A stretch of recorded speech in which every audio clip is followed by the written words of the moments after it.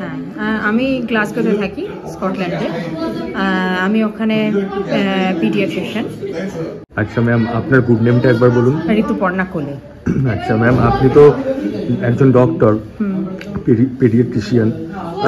একজন ডক্টর হিসেবে খাবারের গুণগত মান বা কোয়ালিটি, সেটার ব্যাপারে একটু যদি জানান খুব ভালো। হ্যাঁ, ডেফিনেটলি খুব বেশি যে তেল মশলা হয়েছে তা নয়, সিম্পলের ওপরে ভালোই টেস্টি রান্না, যেটা অনেক সময় পাওয়া যায় না। অনেক সময় তেল মশলা দিয়েই মেজরিটি করা হয়, সেটা বেশি খাওয়াও যায় না, কিন্তু এটা মানে রিজনেবল অ্যামাউন্ট খাওয়া যাচ্ছিল।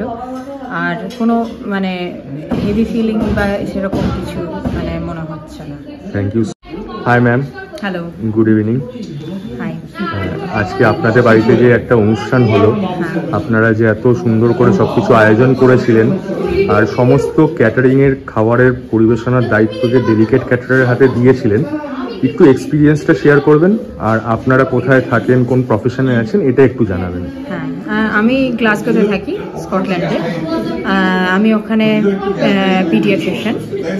তো আজকের যে রান্নাগুলো হয়েছে, অনেকগুলো মানে বাঙালি আইটেম হয়েছে, খুবই ভালো হয়েছে প্রত্যেকটা আইটেম। যেরকম লাল শাক, যেটা কমনলি হয় না, প্লাস শুক্তোটা ডেফিনেটলি খুবই সুন্দর হয়েছে। এগুলো মানে যেহেতু কমন বাঙালি আইটেম, আরও জিনিসটা ভালো লেগেছে। প্লাস মাছ তো পাবদা মাছ সর্ষে দিয়ে তো সবাইরই ভালো লাগে। ওই ঝুড়ি আলু ভাজা তো ডেফিনেটলি মানে এটা সবাইরই পছন্দ। এই।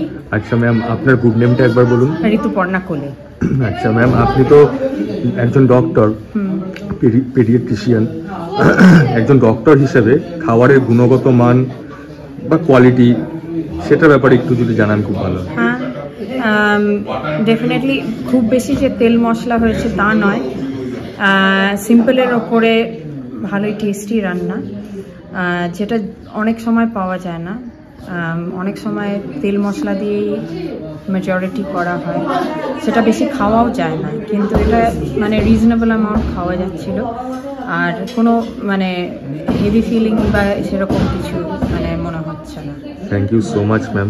আরেকটা জিনিস একটু জানার আছে, পাবদা মাছের সাইজ আর কাতলা মাছের সাইজ যে ছিল, তাতে আপনারা টোটালি স্যাটিসফাইড? হ্যাঁ, very nice pieces, specially serve করার সময় তো দেখতেও খুব সুন্দর লাগছিল, যে মানে পিসগুলো কাটাও হয়েছে সেরকম। আর পাবদা মাছগুলো ডেফিনেটলি খুব সুন্দরভাবে মানে ফুল ব্যাপারটাই মেনটেন হয়েছে, মানে ঘেঁটে যায়নি জিনিসটা। আর টোটাল যা আইটেম ছিল প্লাস সার্ভিস সব মিলিয়ে আমি আপনাদের থেকে যা রেট নিয়েছি, আপনারা কোনোভাবে ঠকেননি তো আমার কাছে? সেরকম মনে হচ্ছে না আমার।